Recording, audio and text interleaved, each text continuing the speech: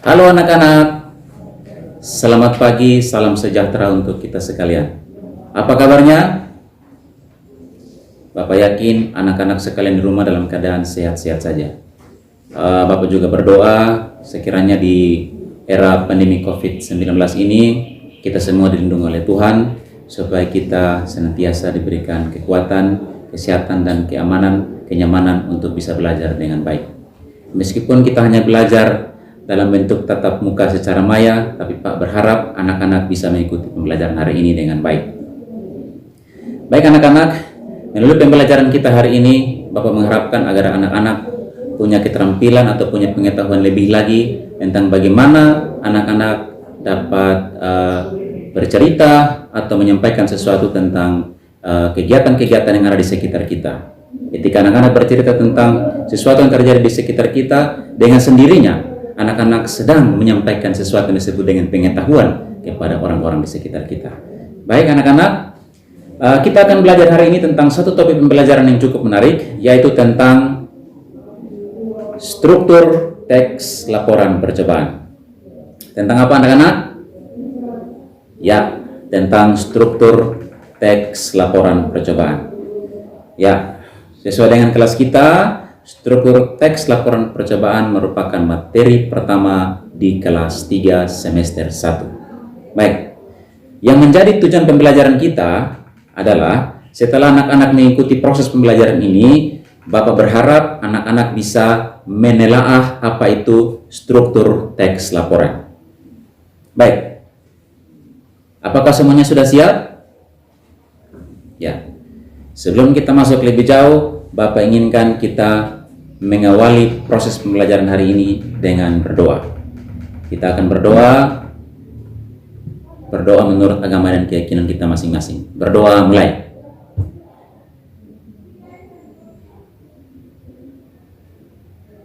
Berdoa selesai. Baik, Bapak sampaikan materi tentang struktur teks laporan percobaan. Ada hal penting yang ingin Bapak sampaikan, karena sebelum sampai ke bagian struktur teks laporan percobaan, paling tidak anak-anak harus tahu dulu apa itu teks laporan percobaan. Baik, mungkin ada yang tahu apa itu teks laporan percobaan? Ada yang tahu? Silakan. Baik, Bapak bantu untuk menyimpulkan apa yang sudah ada di pemikiran anak-anak yang ada di rumah, bahwa teks laporan percobaan adalah penyusunan laporan hasil percobaan berdasarkan proses pengaturan dan pengelompokan tentang informasi suatu kegiatan yang didasarkan pada fakta.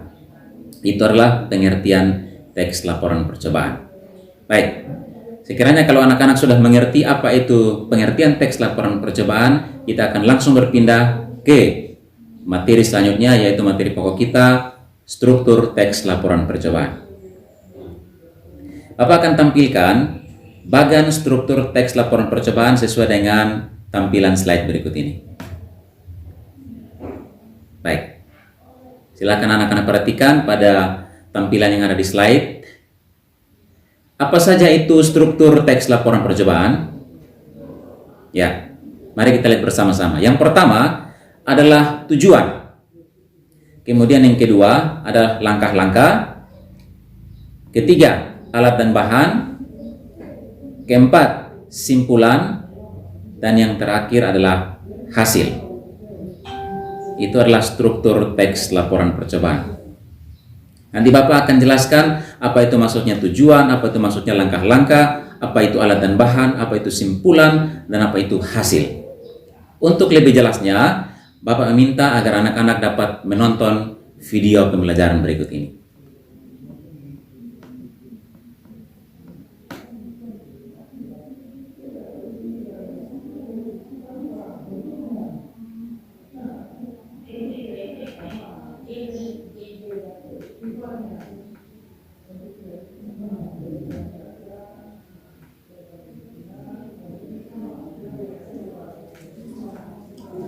Bagaimana anak-anak sudah menonton video tadi?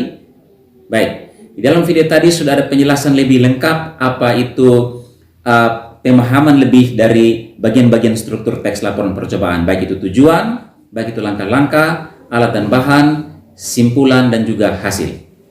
Ya, berikut ini kita akan masuk dalam pemodelan. Bapak akan memberi contoh bagaimana kita menelaah struktur teks laporan. Ya, dan untuk melihat atau memahami bagaimana pemodelan ini, Bapak juga meminta anak-anak untuk menyaksikan video berikut ini. Silakan menyaksikan. Teks laporan percobaan. Tahukah kalian apa itu teks laporan percobaan?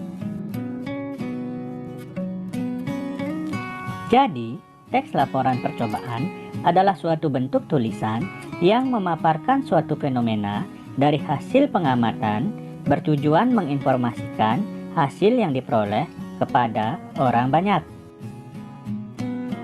Selanjutnya, kita akan berbicara mengenai ciri-ciri teks laporan percobaan. Yang pertama, teks laporan percobaan bersifat umum atau universal.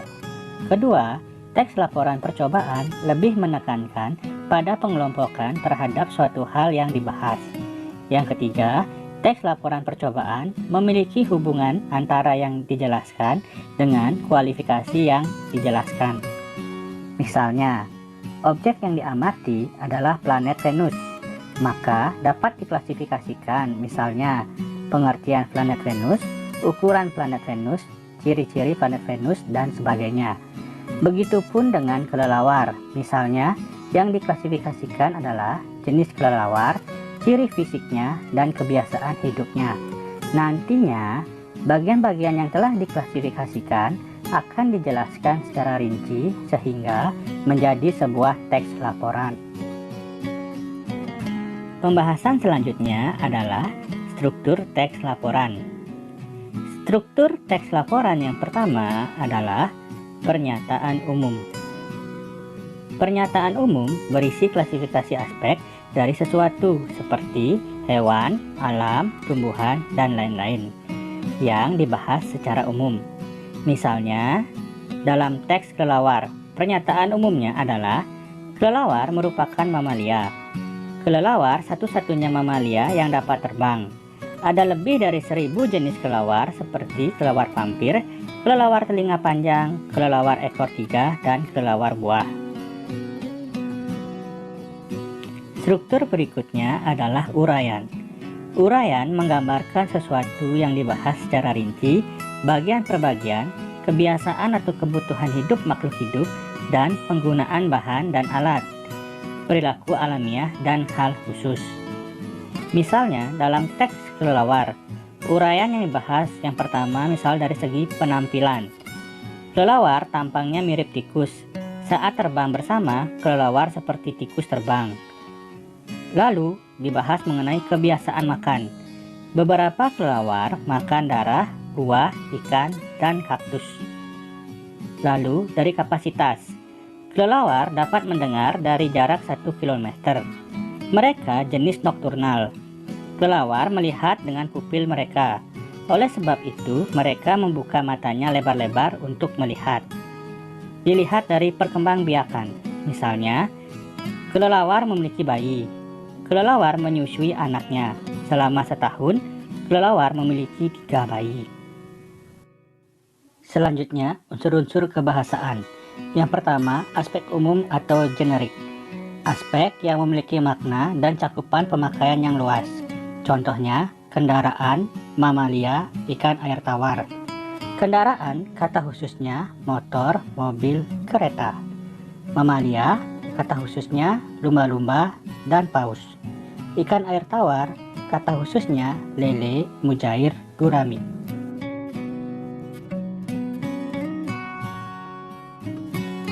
Selanjutnya, kata tugas adalah kata yang memiliki makna gramatikal atau makna yang berubah sesuai konteks, sehingga makna kata tugas akan menjadi lebih jelas jika dikaitkan dengan sebuah kalimat.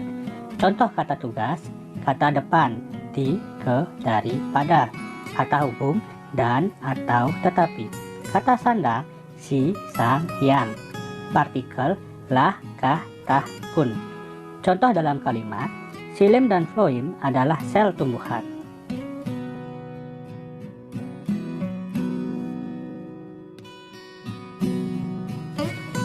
Selanjutnya, kalimat aktif. Kalimat aktif adalah kalimat yang subjeknya melakukan perbuatan kepada objek. Biasanya menggunakan kata kerja aktif. Contohnya, lari, tidur, renang, dan sebagainya, atau imbuhan, menasal, dan ber. Contoh, peneliti memasukkan zat asam ke daging. Peneliti sebagai subjek, memasukkan sebagai predikat, dan zat asam sebagai objek. Pada kalimat tersebut, peneliti yang merupakan subjek melakukan tindakan kepada zat asam yang merupakan objek. Selanjutnya, uraian kegiatan.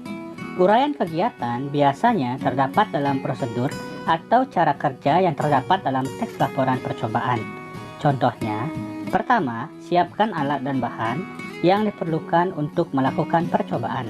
Kata pertama merupakan urutan kegiatan.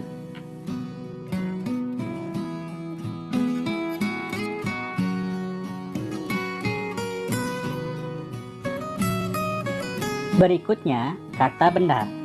Kata benda adalah kata yang mengacu pada benda, manusia, binatang, konsep atau pengertian. Contoh, bahan baku, ketakutan, petinju, pengadilan, dan pikiran.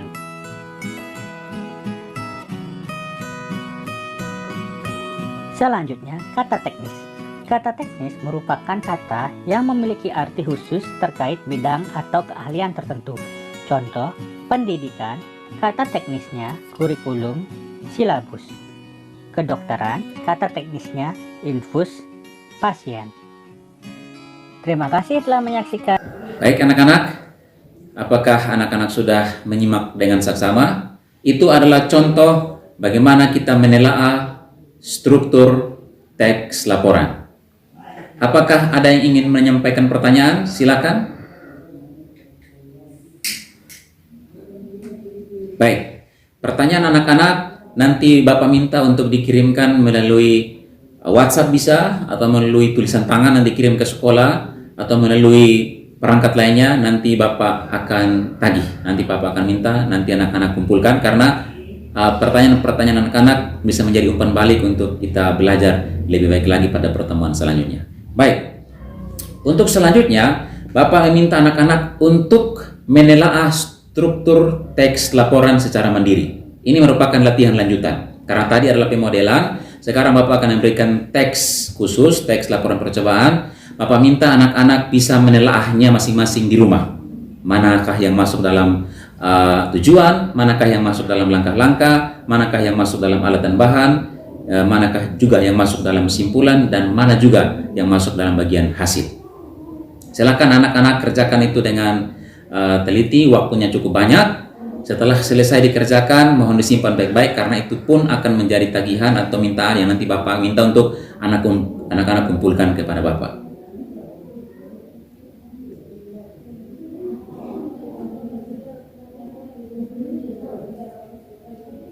Baik, bagaimana anak-anak? Mudah kan untuk mengerjakannya? Anak-anak kan sudah mengerjakan sesuai dengan contoh yang Bapak berikan dalam bagian pemodelan tadi. Baik, sekarang Bapak minta perwakilan dari anak-anak yang berada di rumah, mungkin satu saja. Silakan coba anak-anak menunjukkan hasilnya kepada teman-teman yang lain. Hasil pekerjaan yang anak-anak sudah buat cukup ditayangkan dalam bentuk video, mungkin direkam lalu dikirimkan ke Bapak sekarang ini, atau mungkin mau dibuat dalam bentuk kreatif yang lainnya. Silakan anak-anak buat dan Bapak tunggu.